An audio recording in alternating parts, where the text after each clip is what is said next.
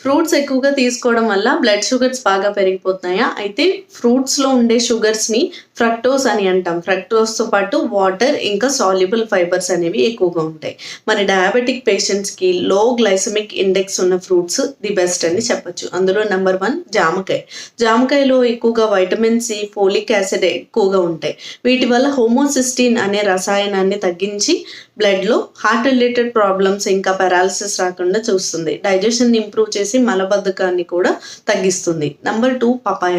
పపాయలో ఎక్కువగా vitamin A ఉండడం వల్ల కంటి చూపును మెరుగుపరుస్తుంది. కానీ దోరగా ఉన్న పపాయ తీసుకోవడం డయాబెటిక్స్‌కి మంచిది. Number 3 Apple. యాపిల్‌లో పాలిఫినోల్స్ ఇంకా ఫ్లావనాయిడ్స్ ఉండడం వల్ల యాంటీ క్యాన్సరస్ ఇంకా హార్ట్ రిలేటెడ్ ప్రాబ్లమ్స్‌ని కూడా తగ్గిస్తుంది. నంబర్ 4 దానిమ్మకాయ. ఇందులో బ్లడ్ థిన్నర్స్ ఉండడం వల్ల బీపీని కంట్రోల్‌లో చేస్తుంది. Number 5 orange. ఆరెంజ్ ఎక్కువ తీసుకోవడం వల్ల వైటమిన్ సి ఉంటుంది. దీనివల్ల